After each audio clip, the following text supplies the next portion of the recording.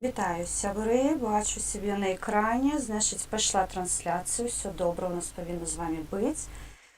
Трошки з-за обладнання будуть певні проблеми, але, ну, покуль як ёсць, але потрошку будемо виправлятися, нічого страшного, бачу чат, бачу вас. Зараз ми приберемо YouTube і повинна пасці трансляція більш-менш ровно, тому що калі некалькі праграм працуе адначасова, на жаль, чамусьці адбываецца так, што ОБС-ка не чапляе роўна, все красиво, прыгожа, таму прабачце, пакуль за тэхнічныя такія незручнасці будзем неяк іх выпраўляць, канешне. Час з часам. Зараз у мяне з'явіцца ваш чат. Я вас і сябе чую цудоўна. Амаль няма эха, ну, гэта зноўку ўсё тэхнічна будзе выпраўляцца з часам. Александр Кавлічук, вітаю. Бачыла Норль таксама пакідаў паведамленне адзінае чамусьці, но мяне знікла. Відэо гальмуе, так, будзе падгальмовы трошкі, сябры, таму што, на жаль, ноутбук, ён у мяне не мой, і ён горшы за папярэдні, таму пакуль так, але я спадзяюся, што хутка гэтая сітуацыя выправіцца, і мы зможам ужо у нармальным фармаце працаваць, і я змагу роўна дадаваць відэа і фота, і ўсё ж нарэшце, што я хацела бы вам паказваць, таму што шмат інфармацыі штодзённа паступае нам відавочна і з Беларусі, і з Украіны. Сёння абмяркоўваем галоўныя нашы падзеі, збольшага распавяду, што на зямлі, што таксама ва Ўкраіне адбываецца, таму што тут горача даволі такі астатняга часу. І, канешне, хацелось бы, чтоб сёння я дадала відэа і вы з ім азнаёміліся, таму што тое, што адбываецца ў Беларусі, напрамую карэлюе з тым, як мы праводзім барацьбу. Хоць лукавая ўлада крычыць, што яны нас не баяцца, насправдзе, як выяўляецца, яны ссуцца ад нас пад сябе капітальна. І сёння моя каманда таксама зрабіла жартоўны ролик, я яго ўжо размясціла на канал. То бок мы не прыпыняемся, мы працуем далей. Мне невядомыя людзі, якія б за астатні год сказалі, што мы стаміліся і больш нічога не робім. Таму сябры, ўсё будзе Беларусь і Украіна понад усе. Артемчику, вітаю. Оленуся, привіт. Фейсбук не працює, глобальний збій. Я хвіліну таму заходзіла на сваю сторонку ў Фейсбук, ён працаваў, я не ведаю, што за збой. Гадзіну таму дзейсна быў, напэўна, але мне ён невядомы, таму што як толькі я пабачыла, што нібыта нешта адбылося з Фейсбукам, я зайшла совершенно спакойна на сваю сторонку, і усе пасты, яны былі актуальны. Вось, таму праблем з Фейсбукам не павінна зараз быць. Жыве Беларусь, жыве вечна, слава Украіне, героям слава. Норль, вітаю, збіраемся патрошку. Трошкі я бачу падгальмовую, але на нач чемоданіху глядзець нельга, мы не будзем глядзець чемоданіху, мы будзем глядзець меркаванне пра чемоданіху. Я палічыла неабходным звярнуцца да старонкі кібера, ўсё ж такі. Я папрасіла бы вас, мы зараз трошкі збіраемся, калі нас там, ну хаця б там бліжэй да 20-кі назбіраемся, то включу вам. Олег Лазаренко, вітаю. Не, Фейсбук глючить, медіа-контент не вбіжає. Мабуть, не буду. Відео стало краще. Інстаграм, Ватсап також не працює через глобальний збій по всьому світові. Магчыма, мабуть, гэта ось Ілон Маск тестить глобальны інтэрнэт, і ён вырашыў атэсціць гэта на Фейсбуке або на Інстаграме. Не ведаю, сябры, шчыра кажу, у мяне абсалютна няма часу быць у сетках. Максімум, на што мяне зараз хапае, гэта на навіны ў Тэлеграм, і то часцей гэта рэпосты. Вось проста сесці і проста нешта нават самой напісаць, для мяне гэта праблематычна, таму што шмат спраў, шмат працы, розныя. Збой зараз, кажаце, глобальны. У мяне прыватна той тыдзень вельмі складаны быў, таму што вы ведаеце, што мы займаемся пытаннямі бежанцаў, і у нас была цудоўная навіна, прыйшлі кошты на наш рахунак, даволі сур'ёзная сума для нас. Яна дазваляе нам забяспечыць не аднаго рэлаканта, нават не дзвюх. І за рахунак таго, што аднаўлялі дадаткі ў Прыватбанку, у нас вылецелі анкетныя дадзеныя юрыдычныя асобы, і іх неабходна было аднаўляць. І вось зараз я глядзела, яшчэ рахункі не адчынілі, хаця мы зрабілі ўсе неабходныя маніпуляцыі дзеля таго, каб яны працавалі. То бок гэта тэхнічныя моманты, яны ад нас ніяк не залежаць, але, шчыра кажу, вельмі нам, умоўна кажучы, псуюць працу, таму што транзакцыі правесці, я і зараз не магу. Я спадзяюся, што ўжо пасля стрыма я зайду на свае юрыдычныя рахункі, пабачу, што яны запрацавалі, і мы зможам нарэшце закрыць тыя забавязанні, якія павінны зачыніць, таму што мае рэлаканты чакаюць. Зараз трошкі прыбяру святло, таму што мне падаецца, што занадта я вам светлая, і палісціць, як мне кажуць мае мадэратары, у мяне твар. Так, што ў нас там? Всім вітаю, вітаю красуні, Сергій Першак, вітанечка, рускі атака крепостных фейсбук.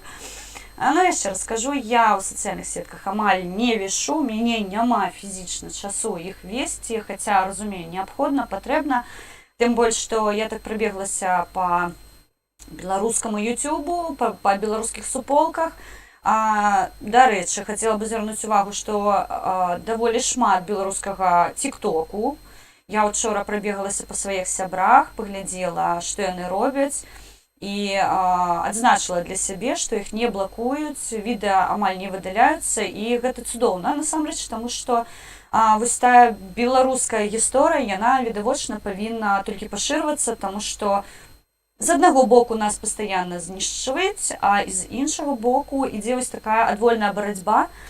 Ствараецца шмат суполак, зараз гаворкі па-беларуску, моўныя клубы з'яўляюцца. Я шчыра кажу, вось гэтыя рэвалюцыйныя працэсы, якія адбываюцца зараз у Беларусі непасрэдна, яны вельмі матывуюць беларусаў замежжа рабіць нейкія моўныя праекты, адчыняць моўныя беларуска-моўныя школы.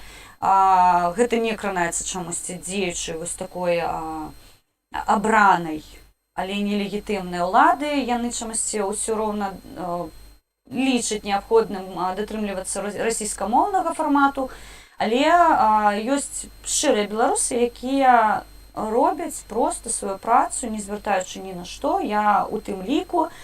Вось, таксама я глядзела топ беларускіх каналаў, якія ў YouTube ёсць статыстыка, а ніводнага беларускамоўнага каналу гэтай статыстыкі чамусьці няма, таму я лічу неабходным безумоўна пашырваць беларускамоўны контент, таму што гэта надае нам магчымасць не страчаць нашы нацыянальныя адзнакі,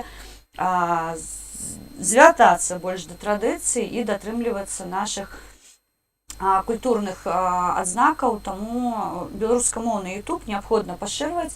TikTok, там ёсць сябры мае, знаёмыя, проста прыгожыя людзі, таму раю, калі не хапае беларускамоўнага контенту, вось TikTok здзіваваў мяне, і там ёсць. Я не магу сказаць, што шмат беларускамоўнага контенту, але за астатні час, як мінімум, яшчэ 2 пляцоўкі з'явілася беларускамоўныя, і яны годныя, такія з пачуццём гумару, што мне асабіста прыемна, таму што, мне прыемна, я шчыра кажу, я такой даволі весёлы чалавечак маленькі, я люблю жартаваць, я люблю троліць, сцібацца, але у свеце тых падзей, якія адбываюцца вакол мяне і ў Беларусі, і ва Ўкраіне, мяне чамусьці не хапае трошку гэтага драйву дзеля гумару, жартаваць амаль не атрымліваецца. Адзінае, што мяне супакайвае, што ў маёй сям'і ўсё добра, яна цудоўная, у нас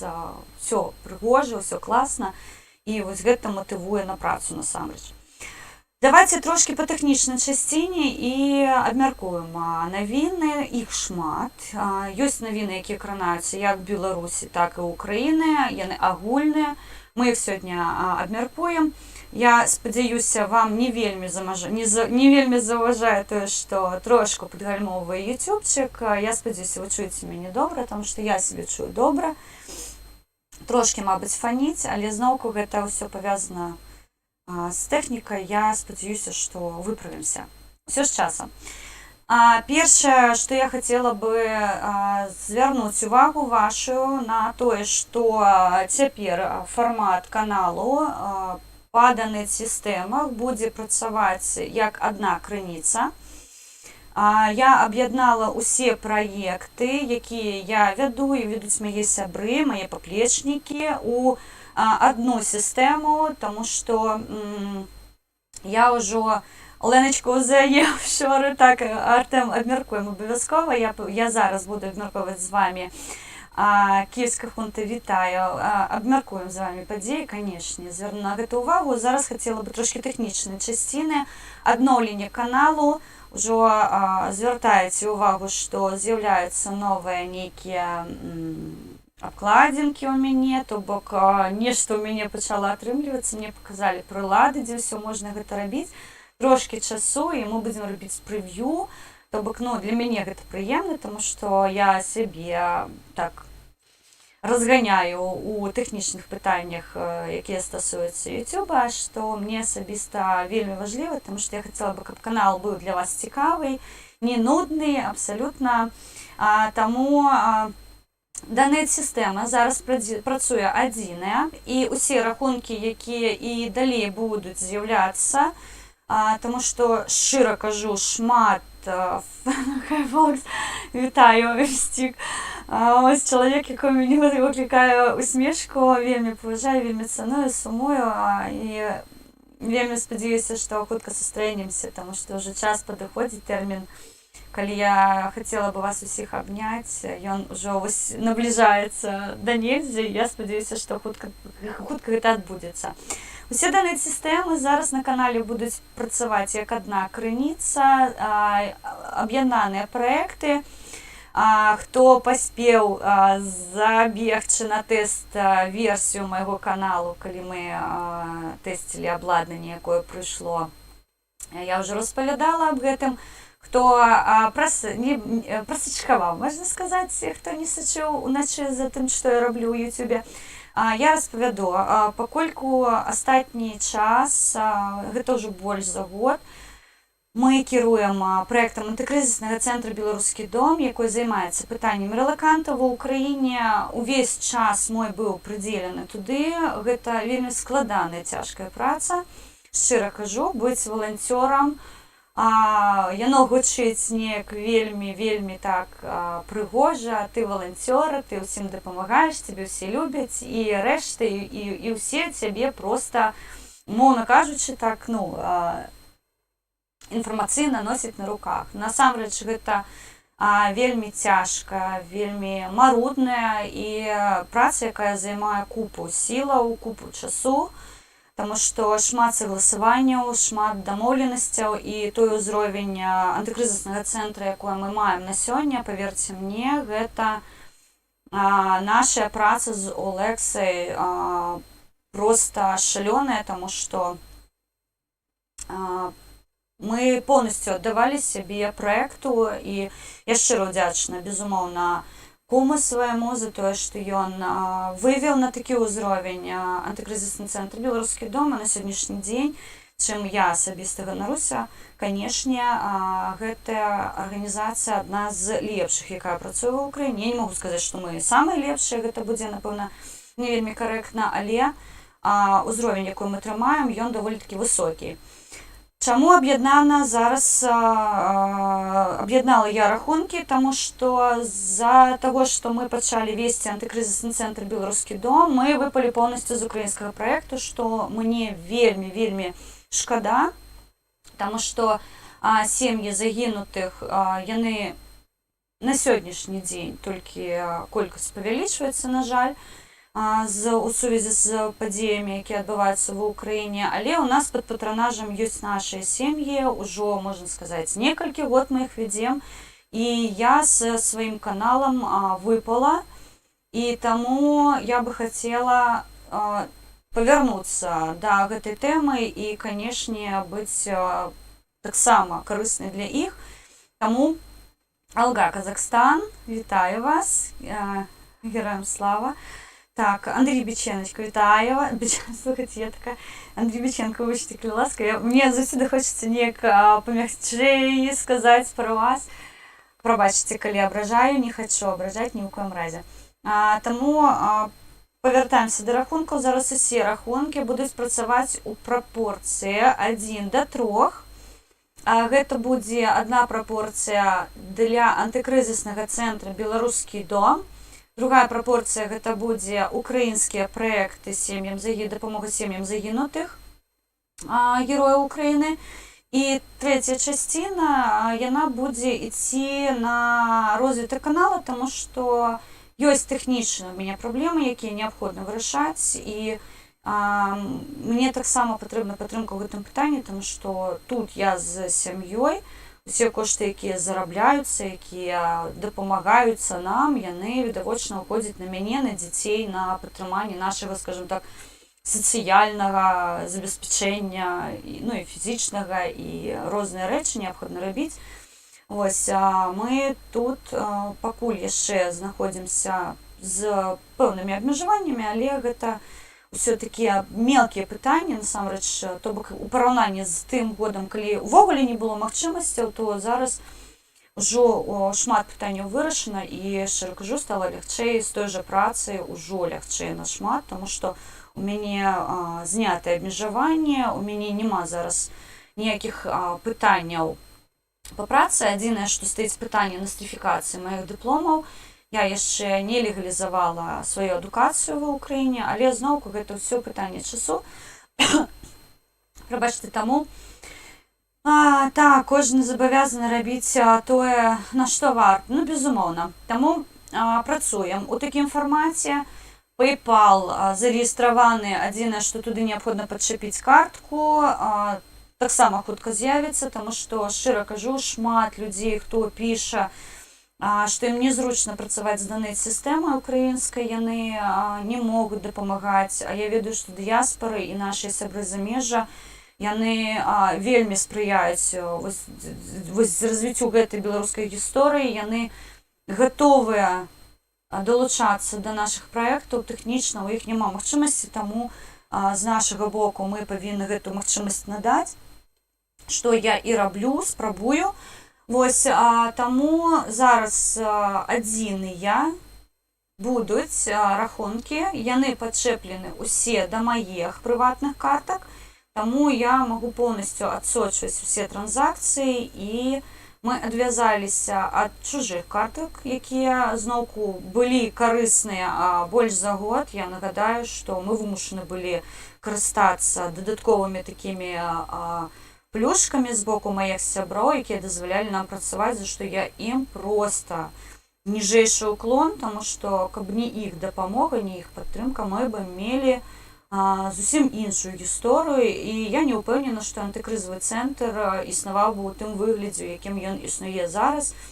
Таму мае шаноўныя сябры, хто мяне будзе глядзець, я шчыра вам дзякую за вашу падтрымку ў любым выглядзе, і маральную, і фінансавую, і проста вось вашае дружняе плячо, яно ва ўмовах, у якіх мы апыніліся, крытычна неабходна. Таму тут, я шчыра кажу, ўсё добра, ўсё цудоўна, і я яшчэ раз падкрэслю, што людзі, якія знаходзяцца побач са мной, гэта, напэўна, найвелічэзнейшы мой скарб, якой я вельмі цаную, каштую яго, і менш за ўсё зацікаўлена ў тым, каб яго страціць. Таму беражыце, калі ласка, адзін аднаго, гэта вельмі важліва, таму што вы не ведаеце, што можа адбыцца заўтра, у якой вы апынецеся сітуацыі, і як яна можа для вас проста абярнуцца. Вось, ёсць рэчы, якія я з задавальненнем трошкі пазней вам распавяду, таксама ёсць змены, яны вельмі якасныя для мяне, яны вельмі цудоўныя, і вось тыя рэчы, якія для мяне даюць магчымасць з палаючымі вачыма выходзіць у эфір да вас. Вось таму Астяс, не могу зразумець, вітаю панства, Антос, вітаю цябе. Містик так больш дыялекту збрасціць. Хлопцы, я вельмі рада, што шмат з Беларусі людзей далучаецца, таму што астатняга часу ненавіжу прыгодных, згодна абсалютна. Пашырваецца беларуская суполка, больш і больш статыстыка паказвае беларусаў, якія далучаюцца да контенту беларускамоўнага. Я калі пачынала, нагадаю, хутка будзе 2 гады, як мы з вамі ў эфіры. Я пачынала з прапорцыі 93, падаецца, 93% гэта была украінская аўдыторыя, што зразумела, таму што піярыць мой канал пачалі украінцы, але напрыканцы першага году працы статыстыка ўжо паказвала амаль 50 на 50. І на сённяшні дзень дамінуючая колькасць аўдыторыі гэта беларуская суполка, што мне прыватна вельмі прыемна. Што важлівага яшчэ па рахунках? Мы на дадзены момант запускаем збор коштаў на беларускі праект. Ён будзе курыравацца антыкрызісным цэнтрам «Беларускі дом».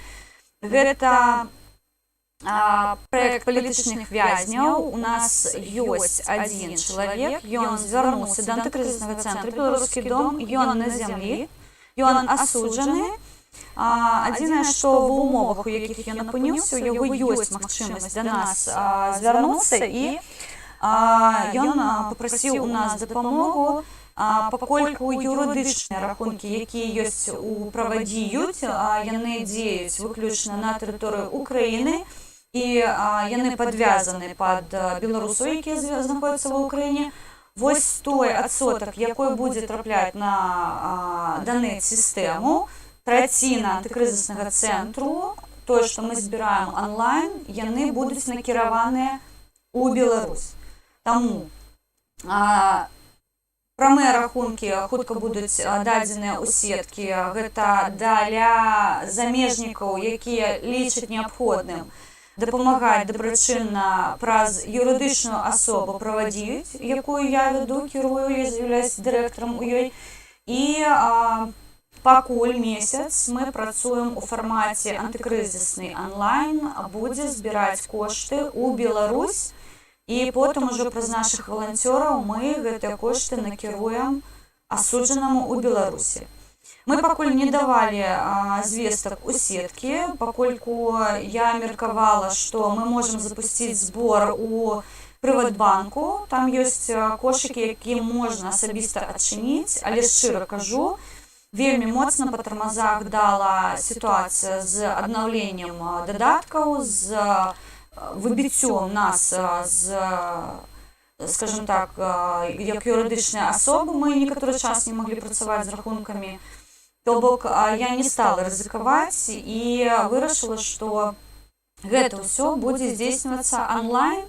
Таму, мабыць, у хуткім часе я дадам бягучую строку, нейкі ланцужок, каб вы бачылі, што мы будзем накіроўваць у Беларусь, але нагадваю, 1/3 праектных грошаў, якія мы паспеем сабраць за гэты месяц. Напрыканцы месяца мы іх, як любяць сказаць, распілем, і адна вось гэтая часціна, якая прыйдзе онлайн, поўнасцю уходзіць у Беларусь. У тое, што мы збіраем або лічыць неабходным нам як дабрачынныя ўнескі рабіць на юрыдычныя рахункі, яны ўжо непасрэдна выкарыстоўваюцца ва Ўкраіне. Я нагадваю, што мы адчыняем юрыдычныя рахункі публічна, то бок вы заўсёды можаце азнаёміцца з інфармацыяй, куды як былі накіраваныя грошы. Гэта не сакрэт, і гэта нам на сённяшні дзень дае магчымасць працаваць якасна і празора. Таму я кажу, што з антыкрызісным цэнтрам па шчасцю на сённяшні дзень аніякіх праблем няма. Вось, тэхнічна. Вітаю, пані Хелента, пані Антось, гарнага стріму. Антось, так, мы з Антанасам зрабілі стрым, сябры, але Zoom адцягнуў на сябе ўвесь, можна сказаць, інтэрнэт, і я паспрабую зрабіць з Антанасам падкаст. Я слухала наш стрым, ён таксама вельмі гальмуе на гуку. Таму мне неабходна звярнуцца да маіх сяброў, якія спрацуюць непасрэдна з гукам, мабыць, яны паспрабуюць неяк расцягнуць гэтыя дарожкі і нешта зрабіць, каб больш-менш атрымаўся якасны гук, таму што я яшчэ раз скажу, машына мая, на жаль, яна вельмі слабая, і яна не мая па факце. Зноўку дзякуй маім сябрам, якія нам дапамаглі, і ўвогуле ёсць нейкая магчымасць, таму я тут, я мешкаю на поўначы Цэйс-Палесці, тут уже больш уплыў паланізму, містика, я так разумею. Дякую, Золотая. Питання до білорусів. Чи почали у вас частіше використовувати білоруську мову протягом останнього року як знак своєрідної мови протесту проти режиму? У нас в 2004-2014 українська посилила позиції. Я скажу від себе, я шукаю відовочний білоруськомовний контент. Скажу так, мої сябри, які здатні були на зямлі весці беларускамоўны контент, зараз вымушаны не проста прыхаваць свае каналы, а як, напрыклад, Антанас Куракас, ён увогуле выдаліў свае відэа, хаця там нічога не было такога, што магло бы неяк дыскрэдытаваць, скажам так, але сітуацыя ў Беларусі пакуль дыктатура, на жаль, не спрыяе развіццю беларускай мовы, а наадварот, зараз зноўку будзем абмяркоўваць навіны на прыкладзе Качаніхі, абсалютна абдубашаныя асобы, на мой погляд, абсалютна некампетэнтнай. Гэта веславухая пачвара, якая зараз шкодзіць і далей, не зараз, а і далей шкодзіць беларусам, па якой Гага плача. Ну, вось зараз прыклад прывяду, што адбываецца ў Беларусі наконт беларускай мовы, але што стасуецца замежжа, беларусу замежжа, тут наадварот. Нават тыя людзі, якія проста вось у любым выпадку размаўлялі расейскай мовай, я прыклад прывяду, той жа мой сябра Віталь, асцярожна вірус, ён пачаў размаўляць беларускай мовай.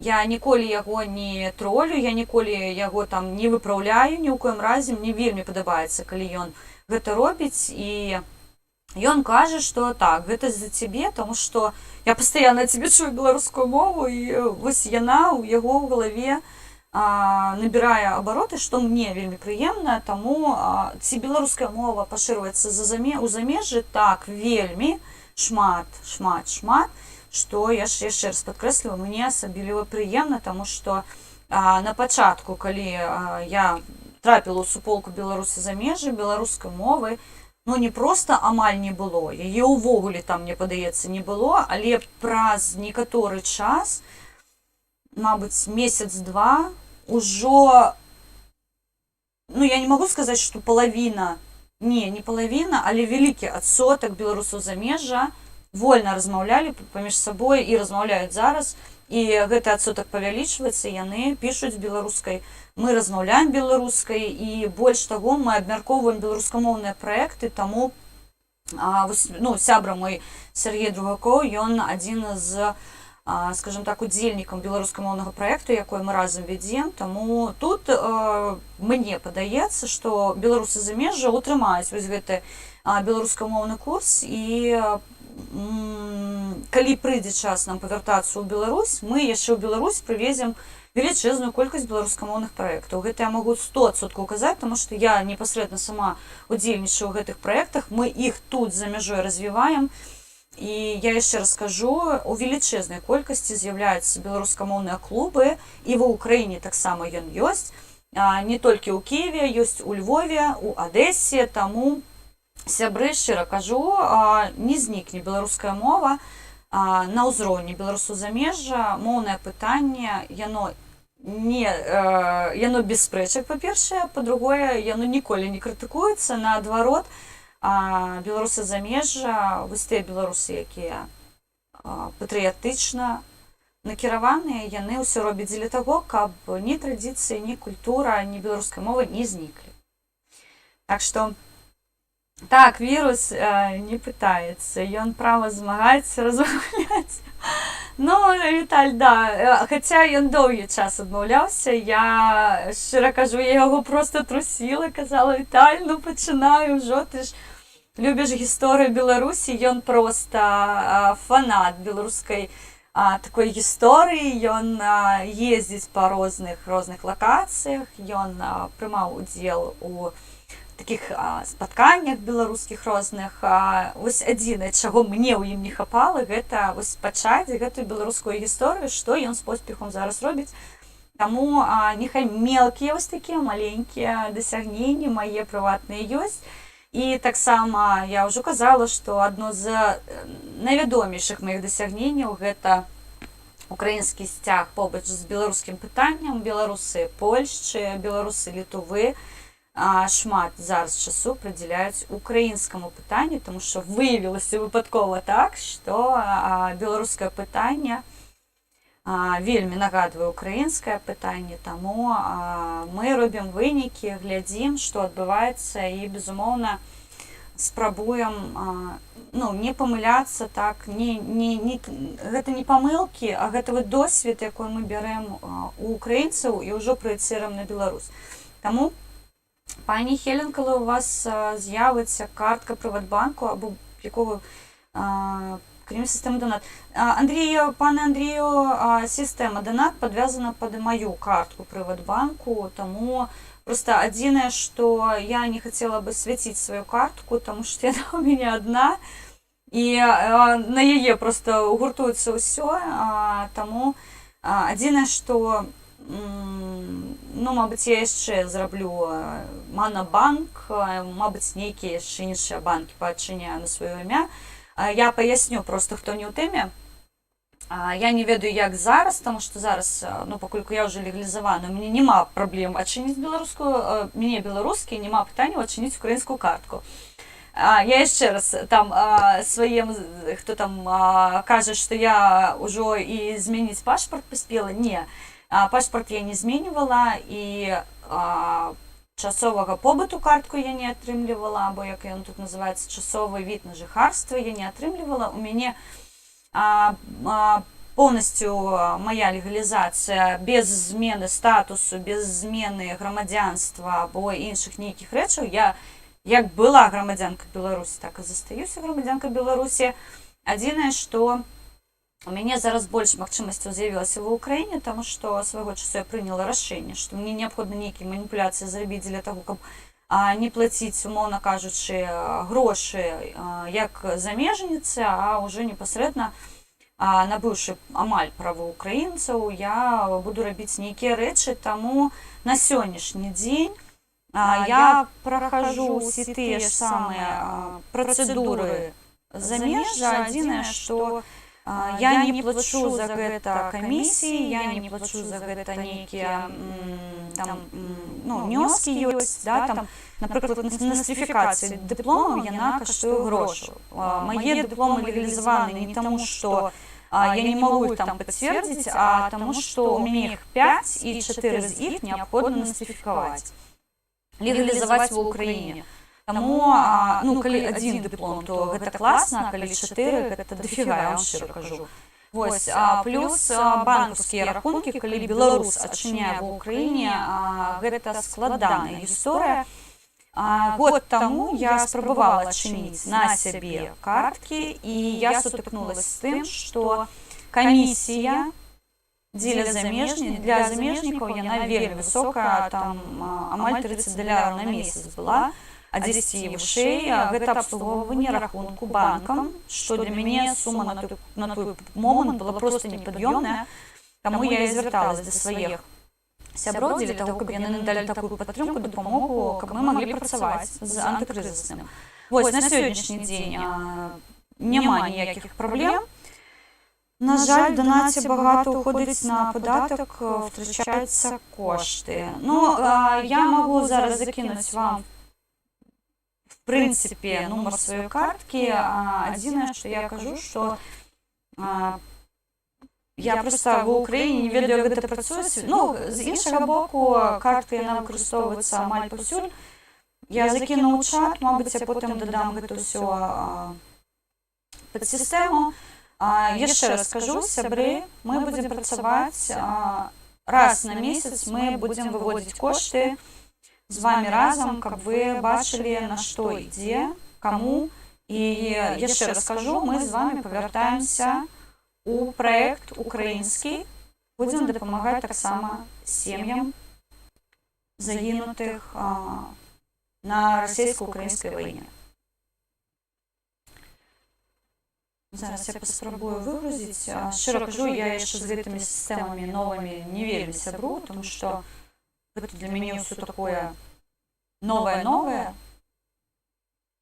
І трошки мяне ёсць яшчэ праблемы, тому што розныя, я раней была на Альфе, спакойна сидела сабе там, нікому не заважала, а тут Приватбанк і... Так, Беларусь, давайте пачнем з навінаў, што у нас по Беларусі. Сённяшні стрым я назвала чемоданіха, новая карыта чемоданіхі. Гэтая пачвара ўжо не прастакратутка плешывага ублюдка ў Беларусі, яна насмактала сабе новую пасаду, таму мы, канешне, праедземся па гэтай пачвары, ніхто не забыт, нішто не забыта, і таксама, я нагадваю, яе чакае Гаагскі суд. Што важліва, яшчэ хацела бы тэхнічнага распавесці, заўтра мы тэсцем з Веранікай Мішченка на канале Народная грамада. Будзем весці сумесныя стрымы, пакуль мы бярэм штотыднёвы фармат, але, магчыма, ён ператварыцца ў штодзённы фармат, дзе мы будзем абмяркоўваць сусветныя падзеі, мы будзем размаўляць з ёй. Вы ведаеце, Вераніка знаходзіцца ў Літве, я ў Украіне, і мы плануем таксама, калі ў нас атрымаецца роўна весці трансляцыі, мы будзем далучаць Польшчу і замежжа ўжо да стрымоў. Завтра мы атэсцім нашыя сістэмы, атэсцім па поўнай праграме. Калі ў нас атрымаецца роўная трансляцыя, таму што я нагадаю, на канале Народная грамада ўжо амаль 40 000 падпісчыкаў, і выходзіць вось, я вас вельмі цаную, шаную, я ведаю, што вы мне ўсё прабачыце, але вось, у такім выглядзе я, на жаль, не магу трансляцца на канал Народнай грамады, тому што там аўдыторыя можа проста не зразумець, чаму я не магу змяніць сабе абладнанне, напрыклад. Так, збярэжаныя, дзе нашы захаваныя. Зараз будзем глядзець навіны. Вось, таму зараз мы паглядзім пра пачвару чемоданіху. Гэта злівы кіберпартызанаў. Яны размясцілі відэа, у якім яны далі дадзеныя. Сёння, то есть, таксама збіраецца стрымы 10 о 9 гадзіне. Містик цудоўна, я до 9 справлюся, таму пойдзеце глядзець антанасы, я да вас далучуся. 20 хвілін мне засталося. А 9 у нас один час зараз в Беларусі падаецца. Так, іменно запачне 20 прабач. Так, можа трошки гальмаваць, але, па-першае, я дам таймінг, сёння ўжо я буду сидзець працаваць з YouTube, сёння увесь вечар. Калі будзе затрымка, вы можете паглядзець відэа на сайце кіберпартызанаў, я скіну лінк, і я папрашу зараз бацькоў адвесці дзяцей ад манітораў, пакольку нашыя мудакі не навучыліся спакойна размаўляць, шмат мату, шмат такой нецэнзурнай брані, скажем так. Я гэты ролик даю вам, але калі выпадкова вашыя дзеці не хочуць адыходзіць ад манітора, дачакайцеся, калі я павярнуся ў эфір. І што я папрашу, пакольку дрэнны гук непасрэдна ў відэа, там ёсць субтытры, яны, на жаль, мовай арыгіналу расійскай, але ўсё зразумела і ўсё запікана. Таму, калі ласка, зараз будзем глядзець і павернемся да Уё Леснова, якое насмактала сабе новую пасаду.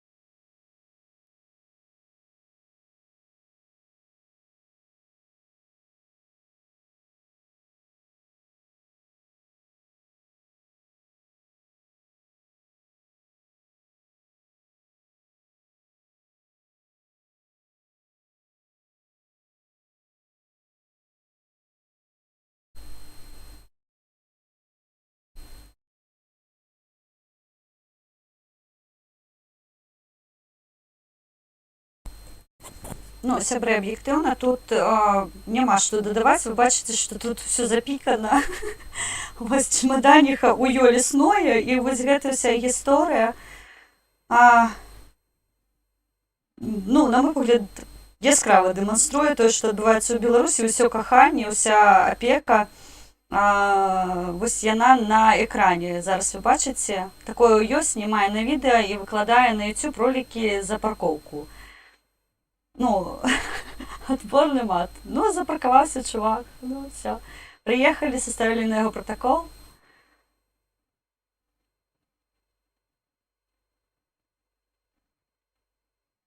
Тут гаворка ідзе за тое, што адбылася правакацыя, яе зрабілі, як заўсёды, рукажопа, іх за гэта паймалі. Вось, тая, каго называюць у ё лесное, яна неправільна, некарэктна падала інфармацыю, і яны цяпер злуюць на яе, што яна іх падставіла.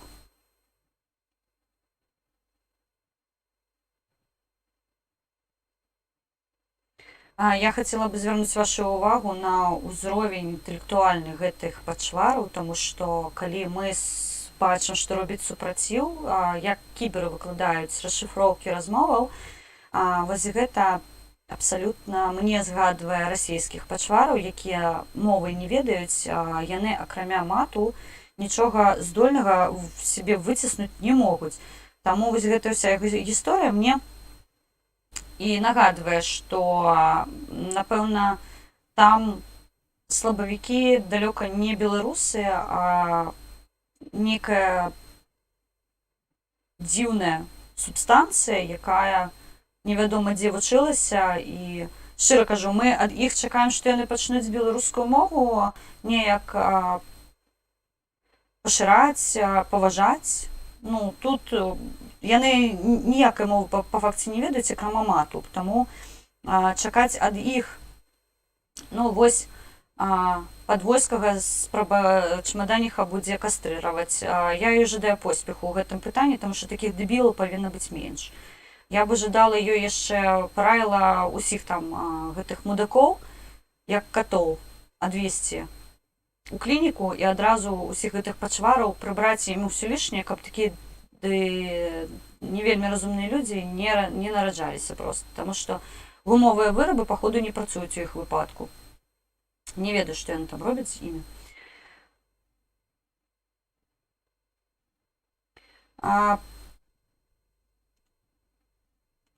Вось такая гісторыя пра чемоданіху. Чаму яна важлівая? Таму што, як выяўляецца, сярод пачвараў няма ніякіх, як вам сказаць, там няма нічога людскага паміж імі. Я калі чую заклікі, буду пожных падстав, я калі чую заклікі там да здаровага глузду, да адказнасці за дзеі, паслухайце, там вось там узровень інтэлектуальны, ён набліжаецца да нуля.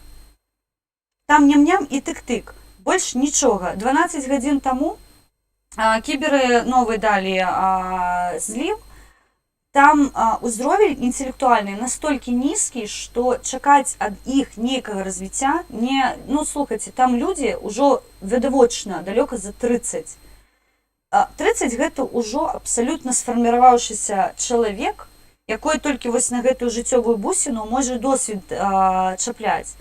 Все, яму ўжо ён сфармованы абсалютна. Там што жоны, да якіх нашы матулі, нашы сёстры, жонкі заклікалі да здаровага глузду, калі вы звернецеся на рэсурсы, дзе ёсць злівы, вы зразумееце, што вось гэтая гісторыя, яна мае крытычную проста сітуацыю, таму што вось гэта для іх норма жыцця. Яны іншага жыцця не разглядаюць. Мы для іх нешта дзіўнае, таму што у адрозненне ад нейкіх там расіяцкіх блогераў усяго рэшту, або вы ведаеце пра рулеткі, што за маленькім адсоткам ты можаш трапіць на чалавека, якой без Б пачынае размову. Для іх гэта звычайная гісторыя. Яны выраслі, выхаваныя, і яны працуюць вось у такім атачэнні. Да якога здаровага глузду Можна заклікаць быдла, якое ўсё сваё жыццё правела сярод быдла і іншага жыцця проста апрыёры не ведае. Таму не страчайце свой час, не спрабуйце заклікаць дурня стаць разумным, адчыніць нейкую кніжку, пачытаць. Там ўсё раюць Оруэлла пачытаць. Слухайце, там, дай Бог, каб яны азбуку адчынілі хоць раз. Ну, шчыра кажу. Або буквар. Ну, з букваром больш цяжкая сітуацыя, таму што яны няхай хаця б азбуку, вось мовай мацюшнай гэтай расіяцкай, якой размаўляюць, там азбуку адчыняюць. Няхай хоць гэта падымуць. Вось якой падручнік чытаў, азбуку, гэта для іх ужо бонусная сістэма павінна працаваць, таму што можна там адзнакі інтэлекту пабачыць. Я колькі слухаю кіберпартызанаў, тыя злівы, што яны даюць, я вам шчыра кажу, вось гэты адборны мат, гэта звычайная форма размовы людзей паміж сабой. Я не ўяўляю, што я з вамі бы, прабачце, праз вось гэтыя зоркі размаўляла. Мне гэта... Я ведаю, што моя аўдыторыя гэтага не спрымае, і я не магу сабе дазволіць вось на такой узровень не паважаць людзей, якія мяне глядзяць. Там гэта норма. Там да гэтага звыклі, і яны паміж сабой па-іншаму не размаўляюць. Таму тое, што там павінна быць крытычная ілюстрацыя, проста татальная, гэта 100%. Тое, што людзі там мне кажуць, што мы не набярэм столькі людзей на пасаду. Паслухайце. Пачвараў вы знойдзеце заўсёды. Іх поўна ў Беларусі, як сведчыць практыка. Але на месца пачвары паставіць разумнага чалавека, я заўсёды кажу, розум пераможа, разумных людзей у Беларусь больш. Таму я вельмі спадзяюся, што вось гэтая пляцоўка чекісцкая будзе зачышчана, і туды прыйдуць людзі, якія не матам размаўляюць, а з буквы закону і з разуменнем, што і як павінна адбывацца. Хіленка, конечно, паменей такіх, але калі зусім попадуць жыццё постным. Так, давайте звернемся да навінаў. Тая пачвара, пра якую мова ішла, стала сёння вядома, што яна больш не прэс-сакратутка міністэрства, укоскі бюро міністэрства ўнутрашніх справаў, насмактала сабе пасаду новую, але якую невядома, таму што гэта тайна за 7 печаткамі, і, канешне, вам ніхто ніколі не скажа, чым яна будзе займацца зараз. Я яшчэ раз нагадваю, мы працуем з зямлёй. Мы зараз аб'явілі ўжо збор на палітычнага, якой да нас звярнуўся з Беларусі. Я не буду называць яго відавочна імя, я не буду называць тэрмін, таму, калі ласка, можаце проста даверыцца нашаму праекту, і мы адзвітуем наконт дапамогі ў Беларусь. Радыёрацыя. Учора прыйшла навіна, якая мяне асабіста захапіла, таму што жыровіцкую школу Качанова перавяла на расейскую мову.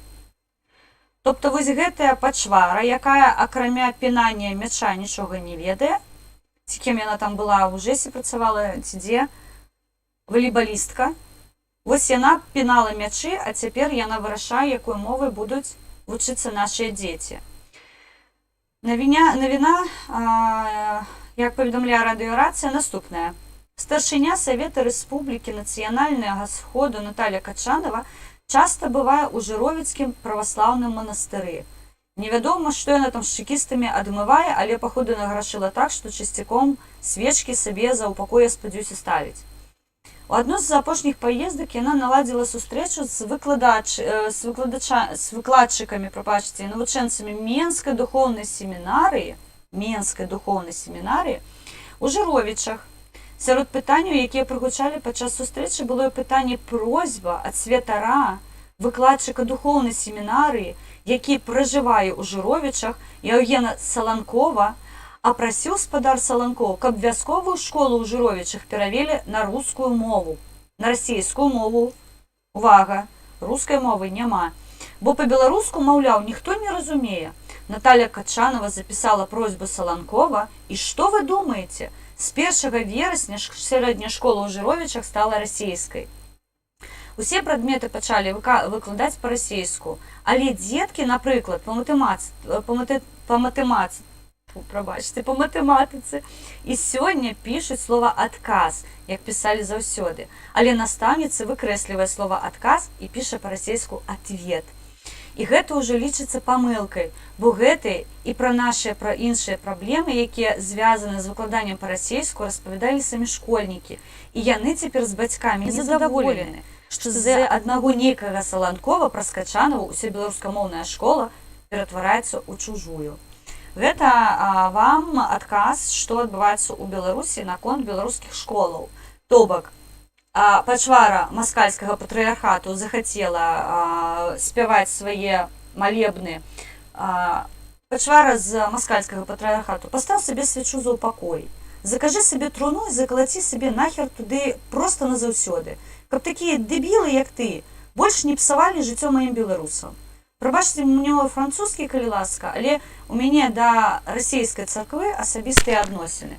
Я гэтых пачвараў ніколі не паважала, не паважаю, не буду паважаць, таму я ім раю адразу лягчы, свячу ў рукі ўзяць, зрабіць выгляд, што яны шланг, і так ляжаць да самага моманту, калі яны будуць сустракацца са сваімі апосталамі, якім так пакланяюцца. Не пытанне, абсалютна. Закалаціце сябе ў труне адразу, будзьце хрысціянамі. Пакажыце прыклад гэтага самазнішчэння, аддайце бацьку сваю душу, і ўсё. І не мучце людзей. Што таксама стала вядома? Па Беларусі прыйшла хваля затрымання ў людзей, якія пісалі каментары наконт гібелі ў перастрэлцы супрацоўніка ІПАМа Андрэя Зельцара і байца Альфы КДБ. Не буду называць імя гэтай пачвары. Бо яно маральнае, нешта не вельмі прыемна пахнучая субстанцыя нейкая. На сённяшні дзень пішуць, што больш за 100 чалавек затрымана, насамрэч затрымана ўжо больш за 200 чалавек і адчыняюць крымінальныя артыкулы за каментары, і гэта трактуецца як абраза ўладаў. Бо гэтая пачвара, якую застрэлілі, гэта быў прадстаўнік улады, якой выбіваў дзверы, высаджваў мірным грамадзянам без адзнакаў усялякіх. То бок гапата прыйшла, проста выбівае дзверы, а потом выяўляецца, што гэтая гапата прадстаўнікі ўлады. Ну, якая ўлада, такія прадстаўнікі. На сённяшні дзень я па астатніх навінах чытала, што больш за 200 чалавек затрыманы па гэтай справе. Паралельна з гэтым, сябры, я хацела бы пачвару, якія думаюць, што я ў Ютубе і нічога не бачу, і нічога не магу адсачыць. Дзейсна, я адміню шмат каналаў Народнай грамады, і вы самае смешнае, што падчас маіх стрымаў спрабуюць туды закінуць нейкую гадасць для таго, каб занесці канал. Мае пачварачкі, я вас папераджаю, я бачу ўсё. У мяне працуюць зараз паралельна 3 прылады. Таму я бачу усе вашыя гадасці, якія вы спрабуеце зрабіць, і не думайце, што я магу быць неяк не ў тонусе або не ў тэме і ўначы, і ў дзень я вас ганяю, так што можаце не спыняцца, мне з вамі весела. Вось зараз я заблакавала на нашых рэсурсах Народнай грамады парочку такіх красавцаў. Так што дарма старайцеся, але вы мяне забаўляеце, таму можаце працягваць у тым жа духу. Так, цыган сабраў вакол сябе ўсё гаўно Беларусі, як прыйдзе час. На наступны год сябрам доброжая бульба. Ну так. 1984 твораны ўсе часы, асабліва для людзей, якія ў стане зомбіс, але магчыма не зразумеюць, што Орвел намагаўся растлумачыць у 1984.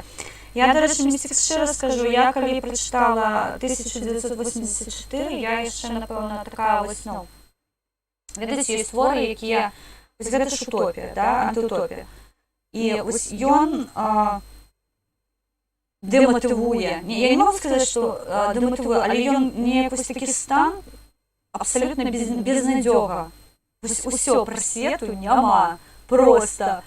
І я пасля яго хадзіла, вось такая, мне вельмі складана было вось адысці ад яго, а я яшчэ такая ж малайчына, я ўжо ж калі пачала чытаць, я ж ужо чытаю, і я пасля яго, вось пасля 1984 яшчэ «Скотны двор» прачытала, якой мяне ўжо пазабавіў, таму што, ну, зноўку, вельмі жорсткі твор, вельмі жорсткі, дзе і слёзы, і смех, усё разом. Вось, Орвел вельмі складаны рэч пісаў, чытаць іх неймаверна складана, але я згодна абсалютна, што для разумення сітуацыі гэта крытычны, вось гэта тыя творы, якія павінны прачытаць абавязкова. «Майн кампф» можна не чытаць, а вось Орвела абавязкова, таму што ён піша даволі простой мовай, але в той же час вельмі-вельмі. І што мяне здзівавала час, калі ён гэта пісаў, ён же пісаў, калі не памыляюся, 44 або 44 год, падаецца. Я 2 гады плюс-мінус заблытаў, не 46, напэўна, а 44. Калі ён гэта пісаў, то бок, ну, гэта проста жесть. Таму Орвел крыху канцэнтраваў тое, чым пісалі класікі мільён гадоў таму, без абразу Орвел, так. Я згодна, вельмі складаны твор, вельмі. І адзін, і другі, увогуле Орвела вельмі складана чытаць. Я пасля яго Олдзі пачала чытаць, таму што мне трэба было трохі крыху расслабіцца, таму што, я кажу, гэта з катэгорыі «Скотны двор» яшчэ не так б'е па псіхіке, а вось 1984 па поўнай праграме, так. Для паразумення асаблівасці непадрыхтаванага чалавека. Але, зноўку, калі мы павернемся да літаратуры, ну, моўна ёсць правільная літаратура, ёсць неправільная літаратура для некаторых, але я заўсёды атрымлівалася меркаванне, што чытаць неабходна розныя рэчы. Шмат пра Солженіцына пішуць, што і засланы казачок был, і незасланы казачок, і Сталін была, вось гэтыя.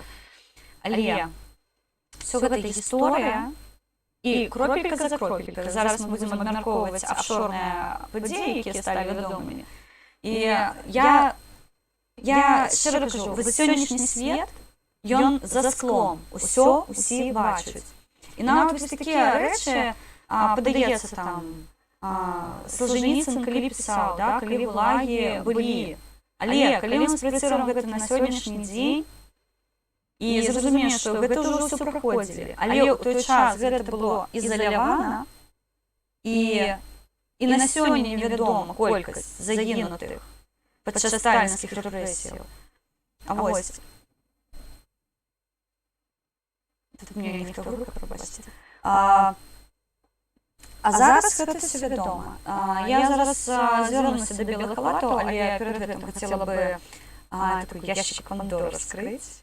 Што па Пандоры? Пандора Пэперс, архівы Пандоры, стала вядома, што працавалі па архівах, працавалі па афшорах, шмат вядома стала па Ўкраіне, але у той жа час, што цікава, я палезла шукаць, вядома, мне украінская гісторыя, з украінскай гісторыі разбіраюцца украінцы. Я туды не лезу, увогуле. Канешне, тое, што я прачытала, але, ну, давайце аб'ектыўна. Зноўку, усе ўсё ведалі, проста зараз гэта як пад склом стала вядома. Мяне зацікавіла беларуская гісторыя. І сёння Белсат па беларускаму часе о 19 гадзіне павінен быў на адной з сторонак, я потом павернусь, скажу, размясціць даклад па Беларусі. Адзінае, што зараз вось астатнія навіны, якія я гартала, было вядома, што міжнародны кансорцыум журналістаў-даследчыкаў апублікаваў архівы Пандоры, у якіх гаворыцца аб прычетнасці шэрагу световых лідараў да афшорных схемаў, 138 кампаній з спісу, павязаны з грамадзянамі Беларусі. Інфармацыі пакуль я не бачу, мабыць, Белсат ужо размясціў. Я сёння абраблю гэту інфармацыю і заўтра абавязкова падчас стрыму я вам пра гэта распавяду. Вядома, што я ўжо закінула гэта сваім плечнікам, якія зараз таксама будуць працаваць гэтым дакументам. Мы паспрабуем вось гэта ўсё хуценька абрабіць дзеля таго, каб вам падаць. Але што мне вельмі важліва ў гэтых дакументах ведаць. Тут я назіраю, я пакуль аб гэтым мала кажу, не звяртаю на гэта асабістую увагу, але ёсць некаторыя элементы беларускія, якія мяне вельмі тут засмучваюць.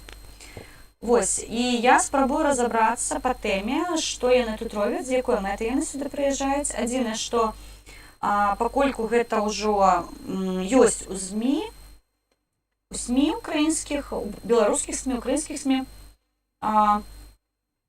оказывается, што вечорка сустракаўся не толькі з эстэблішментам Украіны, таксама ён засвяціўся на сустрэчы з Парашенка, і я шчыра кажу, мне дзіўна, што ведаючы, чым займаецца Вранак, а мы яго па-іншаму не называем, ведаючы, што якой курс абрала каманда Ціхановская, скажем так. Я не лічу штаб штабам, іх ніхто там не абіраў, я нагадаю. Вось, гэта прызначаныя асобы невядома кім, невядома з якой мэтай. Але яны спрабуюць тут загнуць сваю пазіцыю. Відавочна, што мы будзем зараз шмат увагі прыдзяляць. Я асабіста буду разбіраць гэтыя кейсы, таму што мне цікава, з якой павесткай яны едуць ва Ўкраіну. Ідуць меркаванні, што яны плануюць ехаць ва Ўкраіну. Мяне шмат задавалі пытанняў, адзінае, што я пакуль не пабачыла нейкіх пацверджанняў, што яны нібыта пляцоўкі спрабуюць перанесці ва Ўкраіну, але я дакладна магу сказаць, што ім тут будзе складана. Таму што тут знаходзіцца іх апазіцыя, і, хутчэй за ўсё, будзе неабходна далучаць рэсурсы, што дадаткова нашых сяброў з замежжа, дзеля таго, каб трошкі праясніць, мабыць, украінскім палітыкам, каго яны на грудь кладуць. Таму што нам, напэўна, вядома трошкі больш, чым ім. І мне будзе вельмі абразліва, што ў тых умовах, у якіх Украіна знаходзіцца, яны яшчэ вось гэтую расійскую пачвару для сябе неяк пускаюць, і гэта пачвара рукапажатная. Мне дзіўна, шчыра кажу, але, напэўна, гэта мы не дапрацавалі, і ў гэтым пытанні трошкі неабходна некаторыя моманты праясніць. Вось, таму вось гэтая сітуацыя, я да чаго кажу, гэтая гісторыя з афшорамі, нам неабходна будаваць ланцугі, як павязаны Украіна і Беларусь, таму што гэтая звязка Беларусь, як буферная зона, як транзітная зона, можа быць прамой звязкай паміж Украінай і Расіяй. Калі так і ёсць, то я шчыра кажу, тут реально назрывае аграменны скандал. Аграменны, просто. Мы не будзем, безумоўна, лезть ва ўкраінскія пытанні, і я беларусаў, якія знаходзяцца ва Ўкраіне, заклікаю не втручацца ў украінскія пытанні. Я бачу шмат каментароў, гэта падабаецца, гэта не падабаецца. Калі, на мой прыватны погляд, камусьці нешта не падабаецца, у вас заўсёды ёсць магчымасць павярнуцца дадому і выказаць свае незадаваленні наконт іншай краіны. Але пакуль вы тут, калі ласка, вы можаце выключна нешта прапанаваць, а Украіна можа разглядаць, а можа і не разглядаць. Таму вось гэты яшчык Пандоры, пані Любовь, вітаю вас, яшчык Пандоры, якой зараз скрылі, ёсць ужо жыве Беларусь, жыве вечна, героям слава. Сёння стала вядома ўжо Чэхія, расследаванне пачала. Я боюсь памыліцца. Я ведаю, Тоні Блэр засвяцілася Моніка Белуччі, засвяцілася Шакіра. То бок, Там аграменны кейс, мы будзем яго сёння разбіраць. Мы будзем шукаць беларускіх красаўцаў, якія выводзілі беларускія грошы ў офшоры. Але, што самае, здагадайцеся, у каго трусы лідера, не трусы, панчохі лідера. Правільна, 130 мільярдэраў у гэтым кейсе расіянцы. У хуйло у тым ліку. Мне цікава, не могу сказаць, што рэакцыя расіянцаў. У іх рэакцыя будзе заўсёды. Ну, гэта ж наше хуйло, мы з ім будзем разбірацца. Ён же ж крадзе нашы грошы, чаго вы лезеце? Мне цікава іх пазіцыя з боку таго, што адбываецца наконт Беларусі. Я прыблізна ведаю, што там такое, але хацелася бы, канешне, адзначыць, што расіянцам варта ўжо заняцца сваім хуйлом і не займацца увогуле нейкімі геапалітычнымі пытаннямі, таму што у вас ужо не вушы і хвост тарчаць, а вось за гэтым склом вы стаіце голыя, і у вас відна, што ніякіх адзнакаў гендерных увогуле няма, не існуе проста.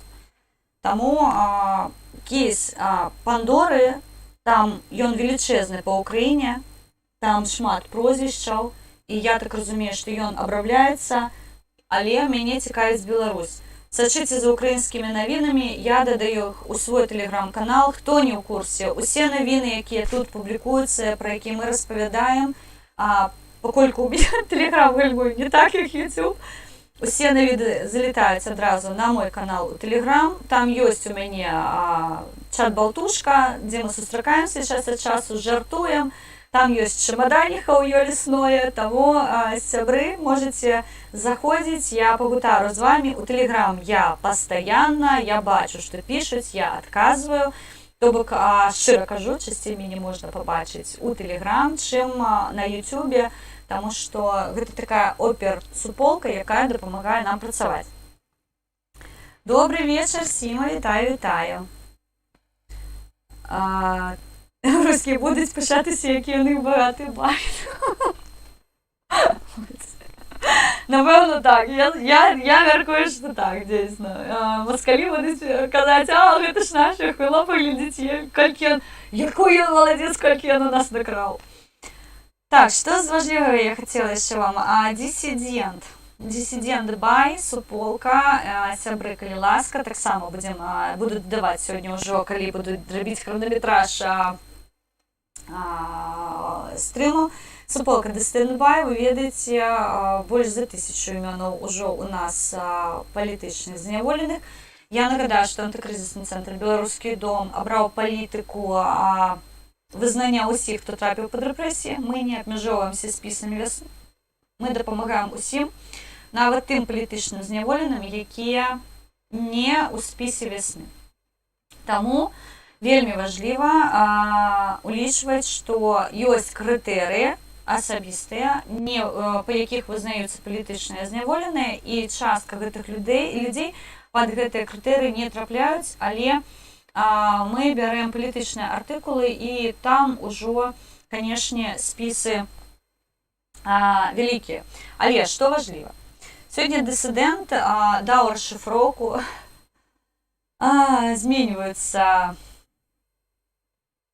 зменьваюцца артыкулы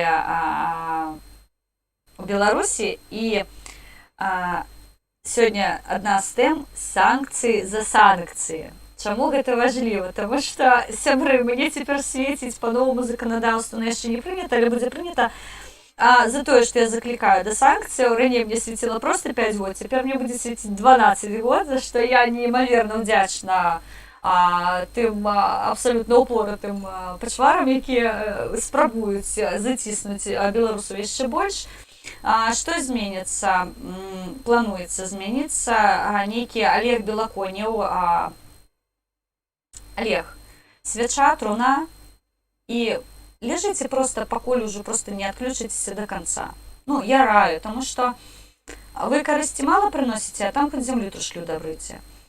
Я не жадаю вам шчаслівага жыцця на гэтай зямлі, шчыра кажу, тому што вы шкодзіце шматлікай колькасці людзей. Ад вас аднім веды, і таму, канешне, вас можна зачыніць дзесьці ў турме, але я баюсь, што ў нас будзе праблема як на акрэсленым месцы, не хваціць на ўсіх.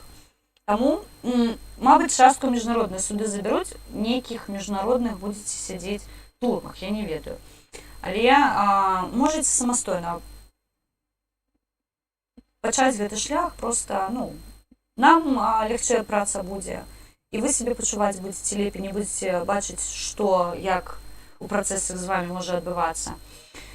Што яны плануюць змяніць? За публічныя прызывы да захопу ўлады, сцвярджэння канстытуцыйнага строю, санкцыям, тэрактам будуць караць зняволеннем да 6 год, было да 5 год. За прызывы да санкцыяў супраць РБ, якія накіраваныя да іностранных дзяржаваў, будзе гразіць да 10 год турмы. Раней было 5 год.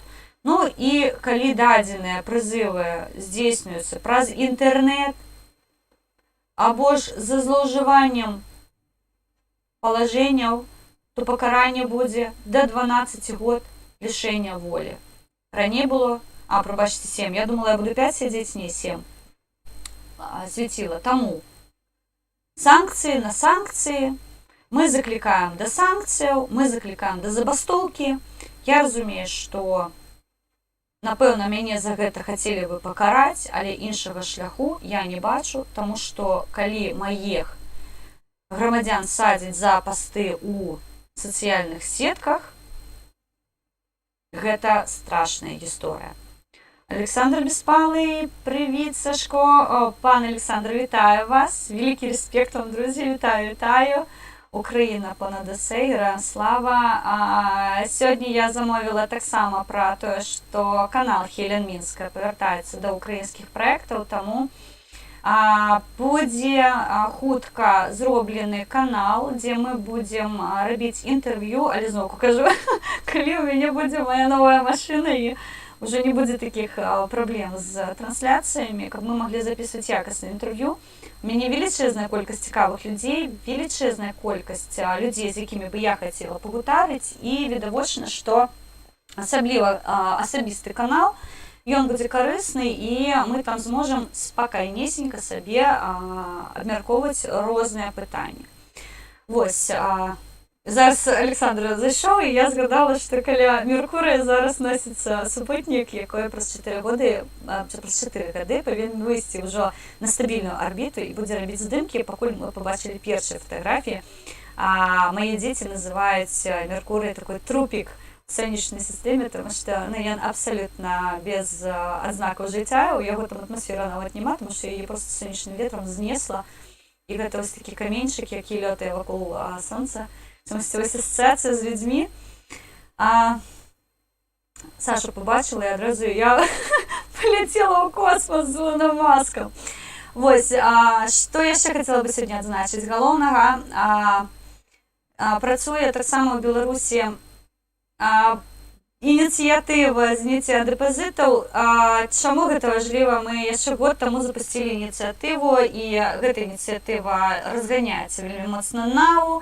Як бы я не ставілася да латушка, але вызнаю, гэта адна з найлепшых ініцыятываў, якая можа працаваць, і яна працуе дзейсна, таму што, маючы банкаўскую адукацыю, я разумею, што крэдыт без дэпазіту не выдаецца, таму што для банка депазіт гэта невыгадная аперацыя, а вось крэдыт вельмі.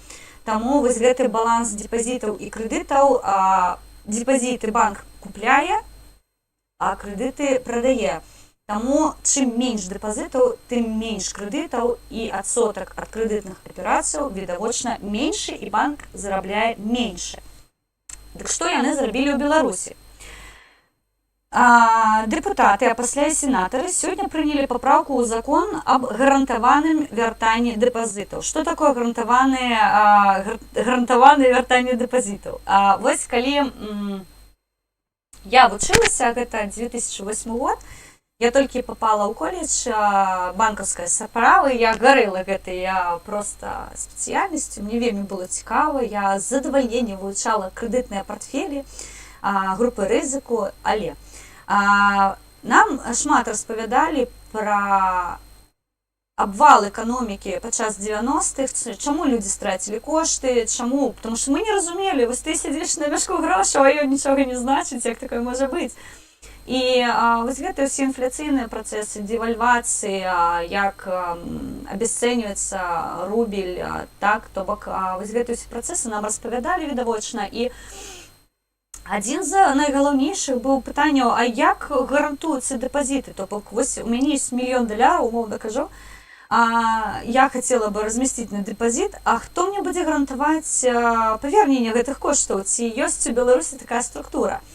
І нам казалі, канешне, Нацбанк, ён мае падушку бяспекі, і у 2008, 2009, 2010, 2011 годзе мне шчыра распавядалі ў коледжы, што не можа быць сітуацыі, пра якой депазіт ваш вам не павярнуць. Таму што Беларусь, яна, аказваецца, ўжо ў новым нейкім тысячагоддзі апынілася, і нешта змянілася, і ўжо не будзе такой гісторыі, як пры СРСР, што вашыя грошы проста тупа згараць, і іх вам ніхто не паверне, таму што вам даюць гарантыю бяспекі, што вашыя кошты абавязкова павярнуцца да вас. Дык вось, мае цудоўныя выкладачы, мы не прагназавалі ў 2011, напэўна, нават падчас крызы, што будзе сітуацыя, пры якіх дэпазіты могуць не павярнуць. Я вельмі паважаю выкладачоў, якія вучылі мяне правільным аперацыям банкаўскім, але як выявілася, мы павяртаемся ў часы, калі дзяржава не проста палошчыцца у кішэнях беларусаў, а некаторыя беларусы яшчэ і лічаць, што дзяржава, паласкаючы свае рукі ў іх кішэнях, робіць ім эратычны масаж. Ось, што кажа навіна? Кажа, што раней, калі фізічная асоба трымала дэпазіт у банку, але паралельна мела ІП, то закон аб вяртанні дэпазітаў на яе не распаўсюджваўся. У папраўках гаворыцца, што цяпер ІПшнікам будуць вяртаць дэпазіты, але ў суме да 100 000 рублёў. Раней пры банкрутстве банка агенцтва па гарантаваным вяртанні ўкладаў магло вяртаць сродкі на працягам месяца. Цяпер прапаноўваюць скараціць гэты тэрмін да 7 дзён. Сродкі рэзервнага фонда агенцтва па гарантаваных вяртаннях дэпазітаў можна будзе накіроўваць у аблігацыі Банка развіцця Рэспублікі Беларусь. Вам патрэбна расказаць, што такое аблігацыі? Я мяркую, што не. А каму будзе цікава, мы правядзем асабісты стрым па аблігацыях, і я вам распавяду, як аблігацыя, якая з'яўляецца каштоўным паперам, ператвараецца проста ў папер, якой не варта выкарыстоўваць нават у прыбіральні, тому што ваша дупа каштуе даражэй.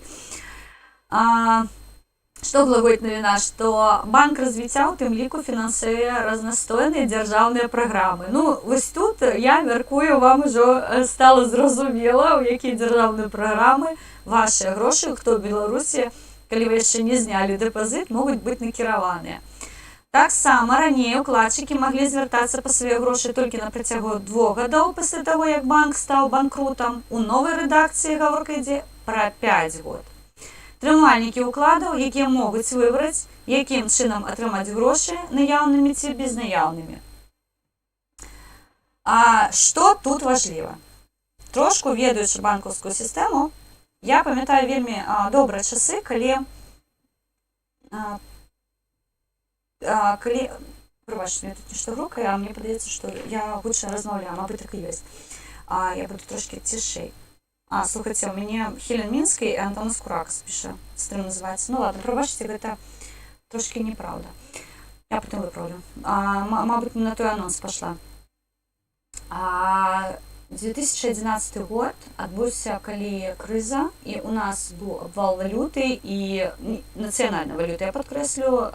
Звычайна валюта так, яна вельмі яе трасло на рынку біржавым, але ў той жа час беларуская абвалілася проста амаль у нуль, таму што у нас у той час 1 до 3.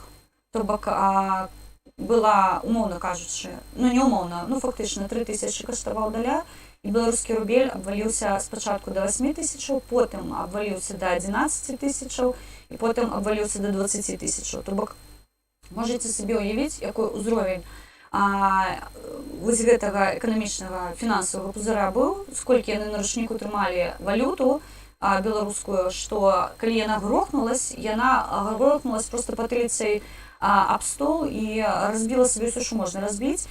І я вельмі памятаю, як суеціліся ў банках, спрабуючы купіць валюту. Што рабілі дзеля таго, каб стрымаць?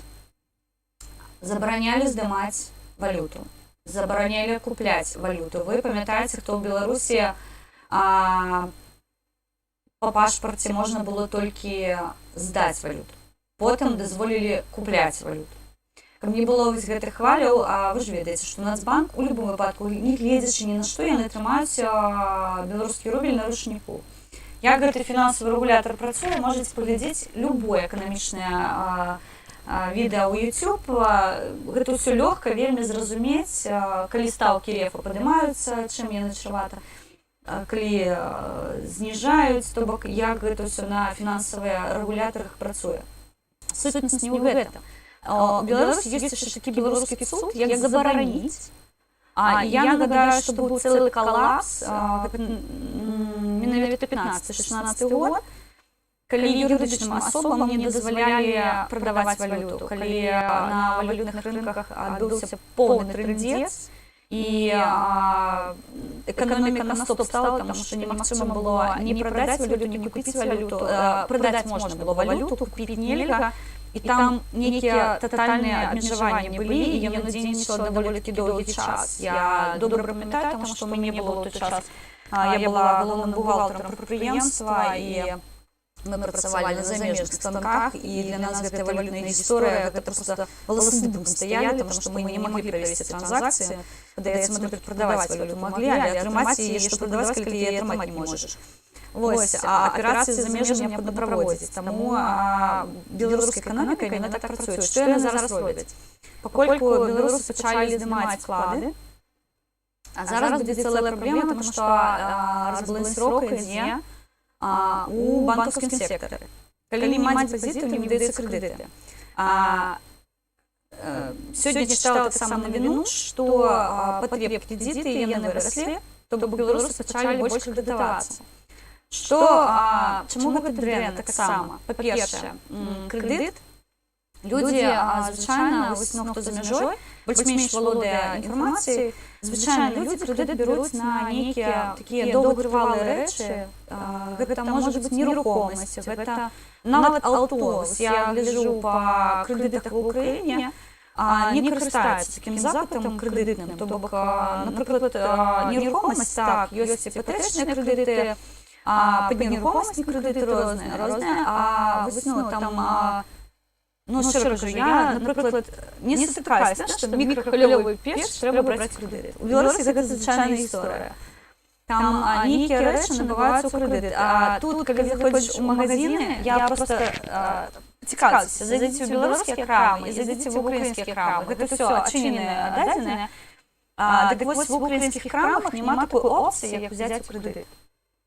Просто тут в Украине гэта не прынята, што ты тэхніку якую-небудзь бярэш у крэдыт. У Беларусі гэта нармальная гісторыя.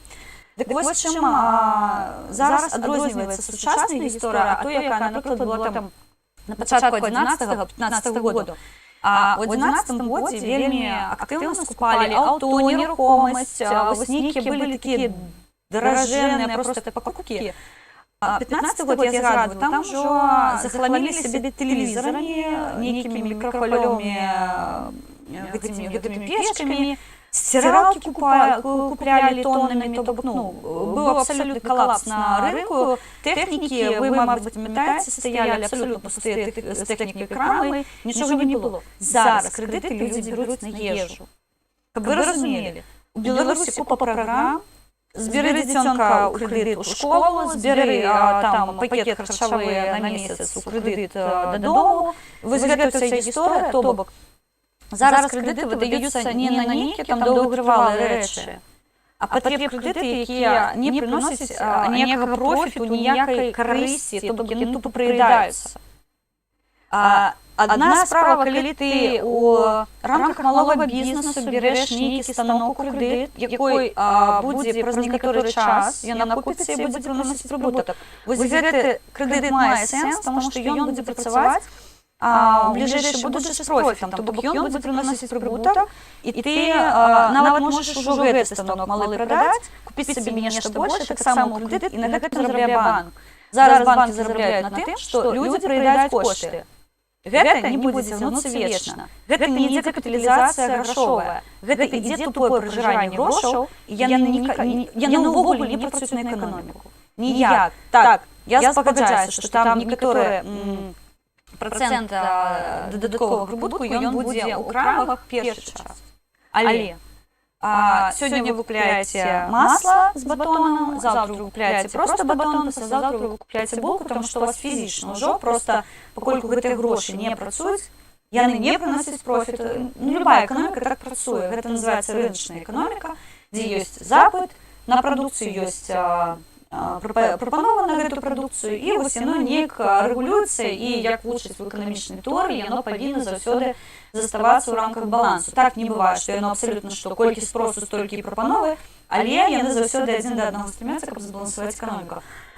У Беларусі разбалансіроўка. Па-першае, забралі дэпазіты, па-другое, крэдыты, якія зараз выдаюцца ў Беларусі, яны не носяць характар прыбутковы. То бок, чалавек не купіць машыну, на якой зможа працаваць, якая будзе прыносіць яму прыбытак, ён з гэтага прыбытку будзе прыносіць падаткі ў дзяржаву.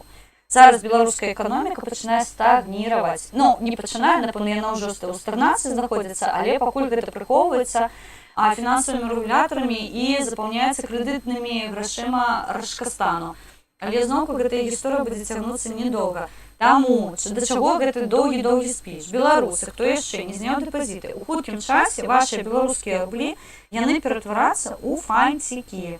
Таму што абесцэніцца. Вы не зможаце, умоўна кажучы, за 10 рублёў беларускіх купіць той пакет прадуктаў, якой вы купляеце сёння. Таму што цэны растуць, інфляцыя вельмі высокая, і ваша патрабіцельская карзіна сёння яна з булкай хлеба і з маслам, а заўтра гэта будзе булка студэнта, таму што абесцэньваюцца ваши вклады абсолютно. Таму здымайце, пакуль ёсць магчымасць, купляйце валюту, або, ну, я не ведаю, я бы зараз не раіла камусьці укладаць у тэхніку або ў нейкі бізнес, таму што бізнес ляжа, калі ляжа не па звычайных эканамічных працэдурах, то дзяржава дапаможа вас зачыняць.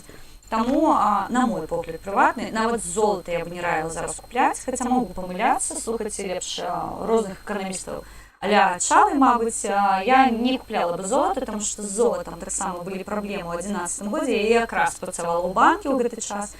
Я атрымала ў сваіх руках слітак золата на 1 грам, і гэта была проста цудоўная гісторыя, таму што гэта вот, не фольга, канешне, але вось дунь, ўсё, твой слітак улецеў, мовна кажучы. Таму думайце самі, але вось гэтая схема зняцця дэпазітаў дапамагаць беларускім актывістам, беларускаму супраціву для таго, каб хутчэй выправіць сітуацыю. Паверце, калі ў Беларусі выправіць сітуацыя, вы як мелі на руках $100, вось гэтыя $100 яны не будуць ні больш $100, ні менш $100, яны будуць $100. У бухгалтараў ёсць цудовы анекдот. Кліент мне кажуць, взятка, якая взятка? Гэта не взятка, гэта адкрытка. 100 год Бенджаміна Франкліна. Таму вось купіце сабе Бенджаміна Франкліна, храніце як адкрытку, і будзе вам шчасце. Так што па навінах сёння ўсё, напэўна, прыбегліся, патэсцілі заадно ютубчик. Завтра мы з Веронікай паспрабуем запусціцца на канале Народная Грамада. Я буду рабіць рэтрансляцыю на наш канал. Адзінае, што яшчэ раскажу, мабыць, у нас сёння бульба плюс-мінус 1 рублей. 1 рубль, да. Я украінцам паясню, у Беларусі на ручніку трымаецца курс 2,5 рубля. Вось бульба плюс-мінус рубль. Так, можете сабе уявіць, што в Украіне бараболя каштуе астатні раз Остатний раз я купляла за 8 гривень. Белую. Коли у вас іншие цены на бараболю, я веду, что можно на рынку за 6 купить. Даляр в Украине коштує 25 плюс-мінус 26 гривень. Можете собі уявити, по чим тут картопля. В Україні то нехай 3 кілограма, навіть більше. Окей, 3 кілограма картоплі можна купити на даляр в Україні. Тут яна вельми танная і вельми смачная. Я вам щиро кажу, тільки в Україні я відчула пах сапраўднай картоплі, тому я вельми зараз зайздрощу, як тут прийнято казати, нашим беларусам, які живуть у вёсках, тому що ви гэты смак і пах адчуваеце, а мы у Менску, щиро кажу, забылі ўжо, як пахне і якая на смак бараболя, тому що гэта абсолютно нейкая кармавая картопля, якая прыходзіць, яна не смачная, яна нічым не пахне, а часцей за ўсё яна цвёрдая, тому што яна прамёрзшая, і вось гэта нам втюхиваюць, впарваюць ва ўмовах адсутнасці канкурэнцыі, то бок жрыце. Памятаеце, як у тым анекдоце? Трясь чебурашку по голове. Харе картоплю выбирать, жри все подряд.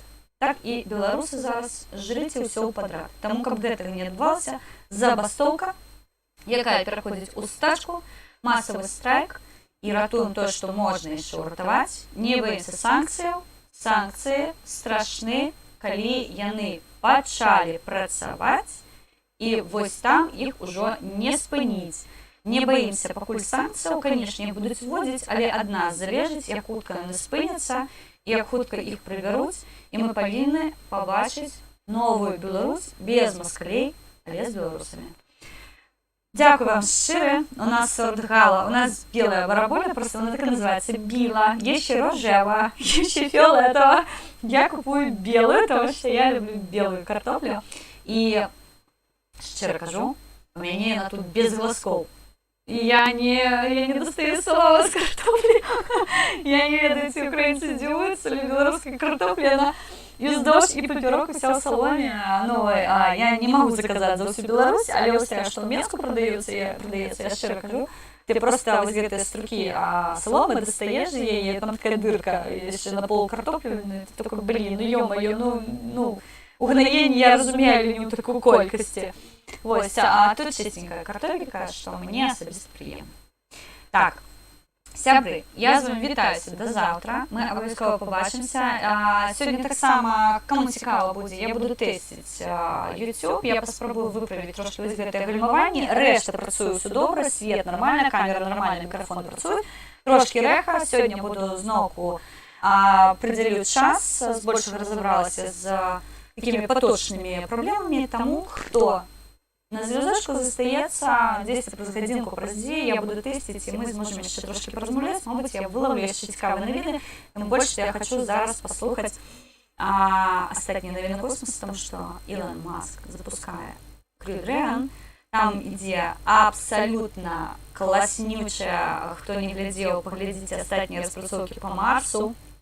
Што плануе Маск зрабіць у 2024 годзе, я не ведаю, ці ён паспее, але я вельмі яму жадаю гэта зрабіць, таму што тое, што яны збіраюцца разгарнуць на Марсе, гэта абсалютная навацыя. І вось для мяне Маск гэта той яскравы прыклад чалавека абсалютна вольнага, незалежнага, і якой рос у сям'і, у якой нічога не забаранялася, дзецям дазвалялася рабіць тое, што яны любяць. І вось ён абраў для сябе такі шлях, якой зараз вельмі карысны усім абсалютна. Я шчыра жадаю яму поспеху, і не бойцеся падаць, таму што заўсёды пасля таго, як ты ўпаў, ты падымаешся і з новымі сіламі ідзеш у бой. Я вам жадаю ўсяго самага лепшага. Я вас чакаю на эфірах. Сустрэнемся абавязкова хутка. Яшчэ раз паглядзіце, што плануе зрабіць Маск на Марсе. Гэта абсалютна класна.